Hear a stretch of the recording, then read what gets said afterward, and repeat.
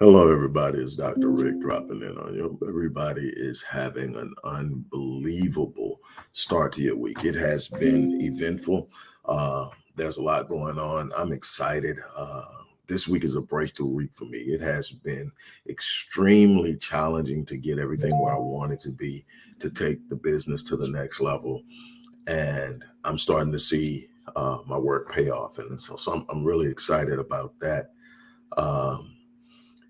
Never a dull moment in business with me because I never sit back and coast. I'm always pushing myself, and I push myself to get to this point. And so I'm into that right now. I'm really into that and receiving it. But I want to talk to you today. Today is Transformational Tuesday. Yesterday was Monday. Today's Transformational Tuesday. We've got tomorrow Wealth Building Wednesday. Thursday is Thankful Thursdays, and Fridays is Focus Fridays. Those are the things we're going to use on Monday through Friday.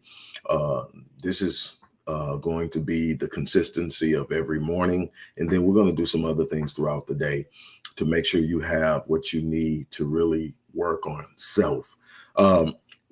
Let's talk about transformation. What is transformation? Transformational activities are things that you purposely and intentionally engage in that will allow you to become something or someone that you are not currently, but desire to be in order to have what it is you want to have. Understand something. People talk about money all the time.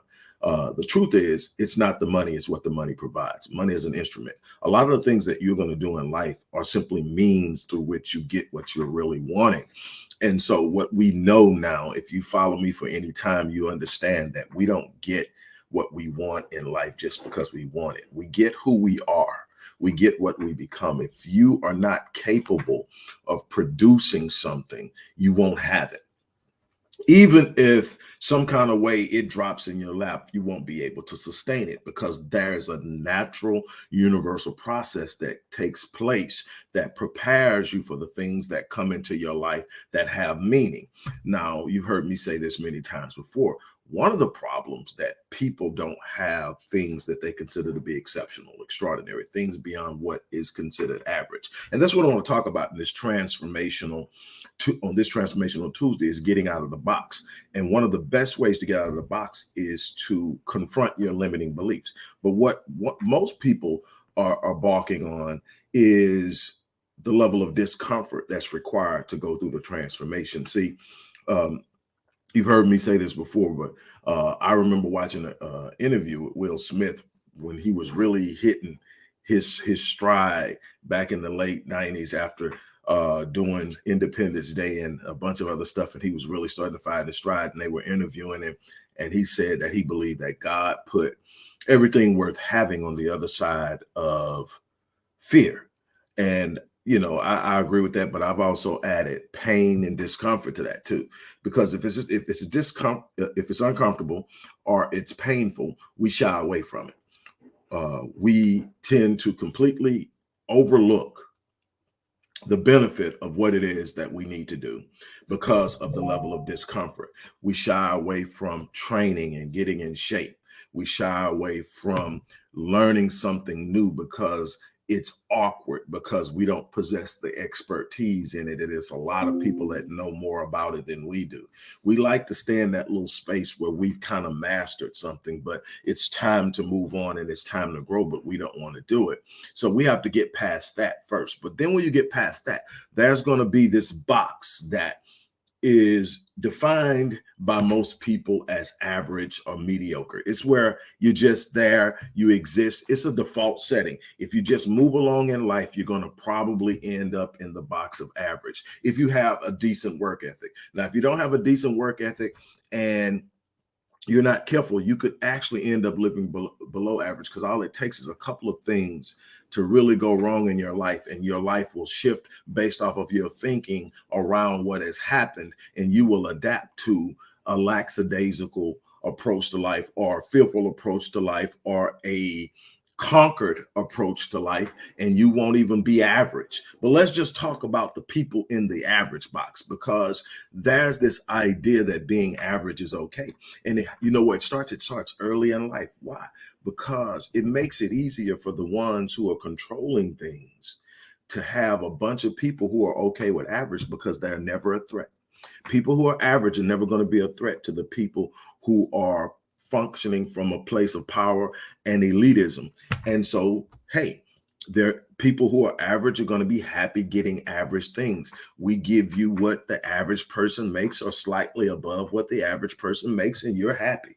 You feel like you are where you're supposed to be. The problem is nobody in this world was designed to be average. That shouldn't be. That should be this thing where everybody is excelling and competing against their potential to be the best they can possibly be.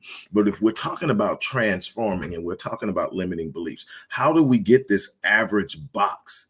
The average box is this invisible barrier created by the beliefs that we hold about ourselves and our lives. We start with our self-image, and that starts early. We start to develop an image of who we are and an idea of who we are in this world. And we're going to determine, based on this self-image, where we fit in this world. And now, if we're not careful, and we have the wrong people as label givers, and we're told we're not that smart, we're told we're decent, we're told we're average. You're about average looking. You're about if you hear that word a lot growing up, you'll start to identify with being average. You'll start identifying, and then you'll go to school and they'll tell you, hey, you can be successful with a C. That's average. You can get by. Nobody's gonna, nobody wants a C if you're really striving, but there are a lot of places where you can get a C and nobody's mad at you, including parents. In my house, a C was an F. So I had to strive. It was like, we know you're capable, so we're not accepting anything less. And then that got into my head. And I would say somewhere along fifth or sixth grade, definitely by the time I reached middle school, nobody had to demand anything from me as far as my grades. I was going and getting it. Up until that point, it was like, I'm getting it because I have to. And then there was something that clicked in me and says, I want more. I want it all. I don't want to be average. And so that started with me in every area of what I was doing at the time. But let's talk about the limiting belief thing, because that's where the transformation starts. You're in this box because you have these beliefs. You have this beliefs that this is what you can do, this is what you can't do. You can't do this because only certain type of people do that. You can't do this because you came from this particular background. You can't do this because racism isn't going to let you do it. You can't do this because nobody in my family has ever done that. My family comes from this particular, and this is what we've always done. Nobody's done that. Nobody's done that. And then you start to get these beliefs that you hold. A lot of the beliefs that you hold that have you in the box of average, this invisible barrier, is stuff that you picked up as a child, stuff that you picked up early in life, that you accepted as being real and true. And now your brain and your mind on a subconscious level is governing your movement. Nobody moves with true vigor towards something they don't believe they can have. Nobody moves with true vigor towards something they don't believe is possible. So if you don't believe it's possible, even if you see the opportunity, even if you engage the opportunity, you say, I'm just going to try it. It's almost like playing a lottery. I don't think I'm going to win, but I'm going to play it. So you go out there, but you're not really invested in it. So what happens, there's this cycle that happens. Because I don't believe it's possible, even when the opportunity presents itself, I may lackadaisically or casually engage it. Now I casually engage this thing, right? But I'm not giving it effort. I'm not going hard in the paint for it. I'm not pushing it. I'm not saying I'm leaving it all on the field. I'm just going through the motions because I said I would. Okay, then this is what happens. You give poor energy and effort. When you give poor energy and effort, You get poor results. Your poor results then reinforce your original belief. See, I told you that stuff wasn't going to work. Your brain doesn't go back and say, well, you half-ass did it. You just sit up and you go, oh, I did it. I tried. It didn't work. Or I tried and it ain't what everybody else says it is. And so I'm done with it. And then you don't go back. Here's what you've got to do. You've got to find a way to ask yourself. There are limiting beliefs about money. There's limiting beliefs about what you can do with your mind. There's limiting beliefs about starting businesses. There's limiting beliefs about how far you can go in the academic process. There are limiting beliefs that are governing people every day that have them trapped in this box of average. And what you got to do is you've got to start addressing each limiting belief that you look at and say, this thing right here that I'm dealing with is the reason why I haven't tried, because I don't believe I can. The truth is, can. I'm gonna share something. I thank God for the people who came along in my life at the times they did, that planted seeds in me that I still cultivate. And one of them, I had unbelievable blessings in high school. I had several teachers and a bunch of coaches that just really stayed on me. But I had two: my journalism teacher and my 11th grade English teacher. Stayed on me. My journalism teacher just stayed on me about being the best I could be, not just in writing, but in everything I do, in how I express myself. My English teacher, the same way. But one thing my English teacher told me, I think, and this is my English teacher, both my journalism and English teachers had me almost my whole time in high school, even though I wasn't in my 11th grade English teacher's task. She kept up with me. She came across me when I was a freshman and she kept up with me. So she pulls me to the side one day. She sees me hanging out with one of my buddies from the hood, from the community. And she says, "What you doing hanging out with him?" I said, that's my boy, that's my friend. She says, "You need to stop hanging around him. Association brings about assimilation. You will become a part of what he is. He's going to impact you." But that's not the only thing she told me. Association brings about assimilation, which is important. You're average because you're hanging around average people. That's something that you also have to realize. You're going to have to change your circle. You're going to have to get around people who, by their very presence, challenges you to do something different. By their very words, encourages you to do something different. But this is what else she told me. She said, "Look, you got to protect yourself. You got to protect your value. Let me explain something to you, son." She says, "The word can't will never apply to you. Don't ever accept it. I don't care how daunting the task. Never accept the word can't. Don't erase it from your vocabulary." I took it literally. I mean, like, man. But what happens is, I grew up in a world like everybody else. There's a bunch of things you can't do. I start picking them apart. And here's the thing that you do. This is the first thing you do when you have a limiting belief. Go back and revisit and ask yourself, is it true? Is it really true? Or is it something that someone put in front of me and I accept it? The only limits you have are the ones you accept. And you say, come on, man, there are plenty of things that just simply is physically impossible. Is it? Is it really? Because I can go back and look in history and read where they said it was physically impossible for men to create a machine that would fly through the air like birds. They told Orville and Wilbur Wright they were absolutely absurd and ridiculous. And then all of a sudden we discovered the law of aerodynamics and understood that it was possible. And they did something that was considered impossible. Everything that you're looking at now is a technological advancement, and you consider to be just a regular part of your life today was once considered impossible.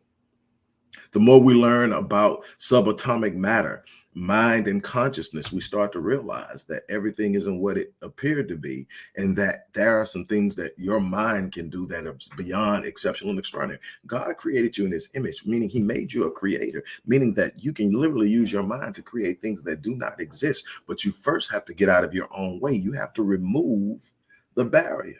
So you ask yourself, is it really true? And what you're going to find out is, with those limiting beliefs, you're going to find out that they're not true. They're constructs. They're ideas that made sense to certain people, and they gave it to you in a way that framed your thinking. So because you think that way, it makes sense to you that it doesn't work. Well, that's why you've got to start moving laterally, and you got to give yourself permission to get out of the box. And the first thing you got to do is replace that limiting beliefs with a belief I can.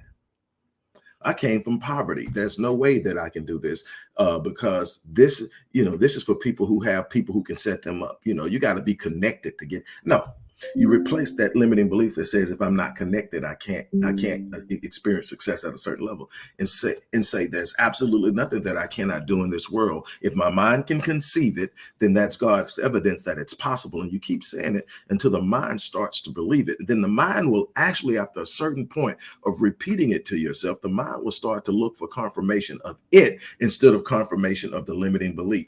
Now, what happens is the moment you create a new idea in your mind, you create what's called a neurosynaptic connection. That means that there are neurons that are now created to hold that idea. It's a memory, but it's new. So what do you have to do? You have to revisit it and you strengthen it. Now, the more you strengthen the liberating belief, you can't entertain two opposing beliefs at the same time. So the moment that you start to engage the new belief that it's possible, and you're going to name all the ways that it's possible, why you can do it, and that's the only thing you're focusing on. Stop focusing on the problem, start focusing on the solution. There's a big thing that we really need to learn in this is that you're stressed out because you're focusing on the problem. You're overwhelmed because you're focusing on the problem. Let me tell you something. How many times have you heard me say, whatever you focus on, you feel? Whatever you give your focus to, you give energy to. You give your energy to, you expend that energy. You expending your energy on something that has no way of providing a solution. It's the problem. You don't focus on the problem. You focus on the solution. By focusing on the solution, you automatically eliminate the problem when you discover and you work the solution. It's that way with everything. Same thing with the limiting belief. If I don't give attention to the limiting belief and I entertain an opposing belief, by the very nature of how we are designed to maintain our sanity, I will give my energy and effort to what I'm entertaining. So now my energy is focused on what can be done.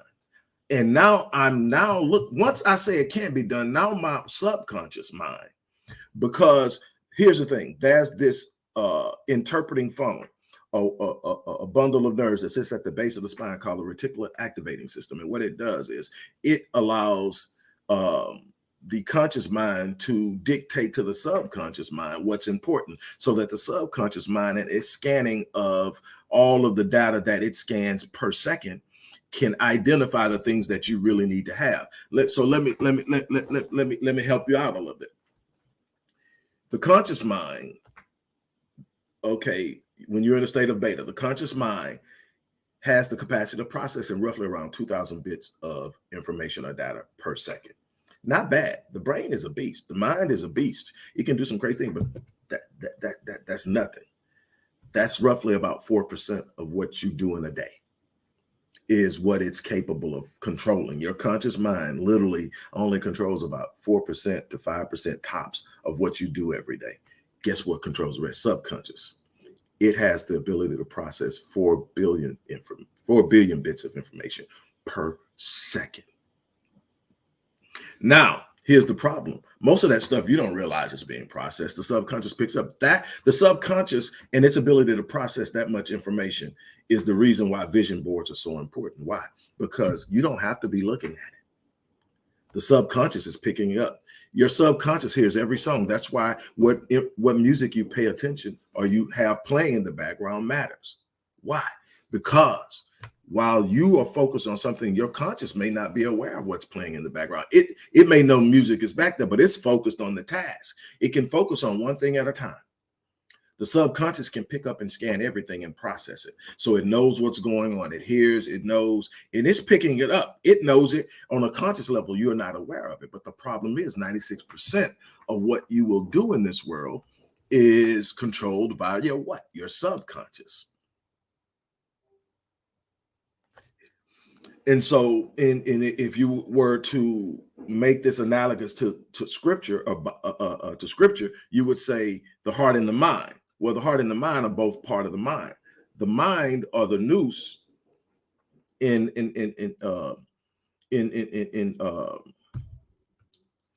Greek, means it's on the subconscious, what's known.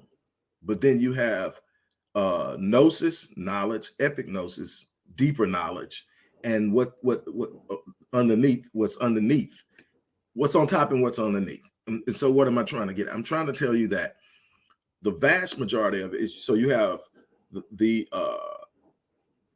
excuse me, the mind and the heart. So it always tells you guard your heart and mind, guard your heart and mind. You see it everywhere. It's a constant thought. The second most prevalent theme in the Bible, outside of knowing the word of God and being aware of the word of God, is guarding your heart and mind. It's a conscious parade of suggestions about what you think. And it's because that on the surface and underneath is the controlling of your life. You have to be able to manage that. So you have the conscious on the top, the subconscious on the bottom. The cardia, as it's called in Greek, is the heart. It's not talking about the physiological heart. It's talking about the heart of the soul, the seat of the soul. Well, we now know that to be the subconscious. That controls 96% of your behavior. So how do you tell that subconscious what to focus on? You, through the reticular activating system, you sit up and focus on it. Have you ever went out and bought a car, bought a shirt, or bought something and really hadn't paid attention before that, and you feel like, man, I got this cool thing. Do you go out and all of a sudden everybody's driving your car, or everybody's got that shirt on?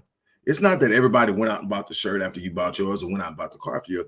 They were always there. But the moment that you spent money on it, you sent a message through the reticular activating system to your subconscious that was important to you. So now it's in the forefront, and all of a sudden the subconscious starts to find it for you. Look at that. That is. Well, the same thing happens when you stop thinking negative thoughts about what's going on in your life and you start thinking positive thoughts. When you stop saying I can and start saying I can, guess what happens? The reticular activating system says he's no longer looking for what's wrong. He's looking for the answer. So now the subconscious is saying, okay, I can. Let me find the reasons I can. Let me find the way I can. And so now it's picking up on it. Not only is it observing the physical stimuli that can be seen and heard, it's also emitting an energy that is more positive, that's more elevated on the Hertz scale, that now will also attract positive things to you. So now people who may have the answer to your solution will be drawn to you, because now the energy you are emitting is 500 Hertz or higher. Okay, so we start out with saying, I can't.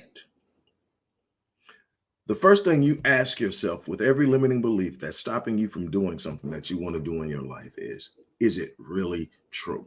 And it's hard because a lot of us grew up and a lot of these beliefs came to us by way of our parents and our grandparents. And you don't do this and you don't do that and you can't do this, you never do that. And if you do this, this is going to happen, and all these different things. And you're starting to find out that if I explore beyond what I was told, I'm not going to fall off a cliff. I'm not going to go into the abyss. That there's a world out there. And while I may stumble and fall and scrape my knee and maybe even bump my head, there's something to be had beyond these barriers that I've been put in. And so it's my responsibility to climb out of these barriers and move in a direction that I feel that I can be fulfilled in, that there's something on the inside of me that's yearning to be expressed. There's something on the inside of me that's yearning for fulfillment, and I'm not getting it staying inside of the box. So I'm going to confront the limiting beliefs that have me anchored in this invisible box or this construct of ideas and beliefs. Because the moment I say it's possible, the whole crab in the barrel analogy about how people are. Well, do you realize that when you start to climb out of a box, or you get ready to ascend to something a little bit higher than what everybody else is doing, that there are those who are going to applaud you, but there are going to be some of those who will immediately start to tell you why you can't do it. They will immediately start to remind you of your past. They will immediately start to remind you of the rules. The rules are you don't get out of the box. The rules are you can't do that. The rules are only other people can do that. All these rules, they'll start to remind you, and you're starting to wonder, why aren't they happy for me? Why are they so offended by my desire to change my life? It's because you've been in that box of average with them for so long, and you've all shared your reasons why you can't get out of the box. I can't get out of the box because I'd never had a father. I can't get out of the box because I grew up in poverty.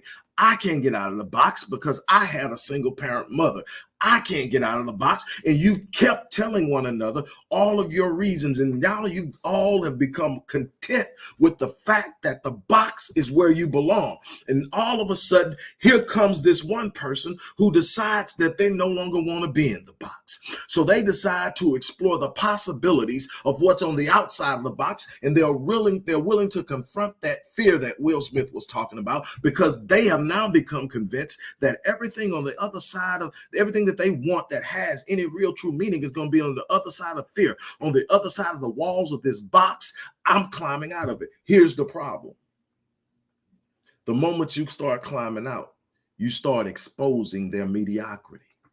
The moment you start climbing out, you start exposing their excuses. The moment you start climbing out, you start exposing exactly what the truth really is, and that you're not trying hard enough, that you haven't shaken off the barriers and the shackles of what you once held and understood that there's something greater for you. You are now a representation of what they can do, and they either have two choices now. They can follow you out of the box, and they're going to have to admit that they have not been doing what they can do. They're going to have to admit their mediocrity in a way that makes them uncomfortable. So it's easier for them to pull you back in the box and tell you and demand for you to sit still. That's why there are going to be a bunch of people around you that you want to celebrate with you that just can't be happy for you, because it is offensive to them, because now you have exposed the true excuses and mediocrity in their lives, because you come from the same challenges. You have the same barriers. You have all the other things that they have working against them, working against you, and you still got it done. This isn't about a life of ease. This is about a life of reward, but you're going to have to make up in your mind that you're going to do something. And the first thing you've got to do is get rid of those limiting beliefs. Take the word can out of your vocabulary. I've heard this particular quote ascribed to everybody from Confucius to Plato to Henry Ford, but I can tell you it's true. And the quote is simply that he who believes he can and he who believes he can't are usually both right. He who believes he can and he who believes he can't are usually both right. So what are you believing about your life? What beliefs are you holding? Are you holding beliefs that are locking you in? Are you holding beliefs that are holding you back? Are you holding beliefs that are stopping you from being everything that you're capable of being? Then you need to confront those beliefs, because I can guarantee you that if you really confront those beliefs and you ask that question, the first thing you do with a limiting belief is ask that simple question: is it true? Then you sit up and you say, now here's the thing about lateral thinking, and I'm going to get more into that next week on Transformational Tuesday. Here's the thing: in those few times that you ask yourself about a limiting belief, and let's say it's true, this is where lateral thinking come in. But because that belief is true, does it mean that I can't have what I say I want? Absolutely not. What it means is you're going to have to think about doing it a different way. That's not the only way that it can get done. We get pigeonholed so much into, if I can't do it this way, then it can't be done. That's how they've always done it. That's the way they say that you have to do it. It's got to be done this way. If it can't be done this way, then it's just not meant for you. No, you may be the person that creates a new way, a better way, a more lasting way, whatever. You never sit up and allow yourself to be squeezed in that box. You get out of the box, you let the limiting beliefs go, but you also learn how to think laterally, thinking outside of the box. That's where that term comes from. It's lateral thought. It means that I am not going to stay straight lined in my thinking all the time. I'm going to be able to think critically when necessary, using the information around me and being very aware of all the details. But there are going to be times where I'm going to have to challenge the status quo and get outside of the box to get the job done.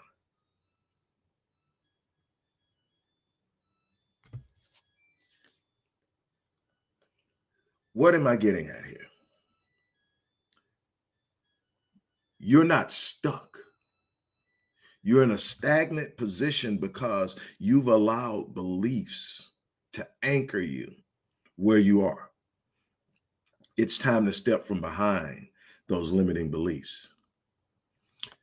You need to start questioning those limiting beliefs. About 6 years ago, I created a course called Crushing Limiting Beliefs. I had it licensed to an educational institution that used it for 5 years. Did well with it. When the license expired, I didn't renew the license. I took it and I've been offering it to people. And now, at a fraction of what they sold it for, which was $4,000, I'm offering it to you. It's in the description box. For a limited time, I'm offering it to you for $397. That's 15 modules, 5 hours, no, 3.5 hours of lectures from me on crushing limiting beliefs. 15 models created specifically to systematically run you through the process of eliminating limiting beliefs. When you finish, contact me. We're going to go over it, and I'm going to make sure that the process has been anchored in and set. That's the promise I'm giving to you, that you will experience a transformation. Also, I'm going to throw in Breaking the Curse of Procrastination, which is a $1,500 course. I want you to change. I want you to grow. I want you to go on this journey with me. I'm going after something. I am never content with where I'm never going to be satisfied, because if I'm alive, I'm supposed to be growing. If I'm alive, I'm supposed to be expanding my impact. If I'm alive, I'm supposed to be growing, getting better. And so I'm never going to be satisfied. So what I'm going to do is I'm going to challenge you to come on this journey. Let's go. Let's make this next couple of years the best years we've ever experienced in our lives. And for me, that's extraordinary. But I know it's possible. I know that there's something better than I've ever experienced before, and it's within my grasp. But I have to be willing to go on the other side of fear, on the other side of pain, on the other side of discomfort. And I've got to be willing to go get it. I'm willing. Come ride with me. But on that note, that's Transformational Tuesday, as I always say.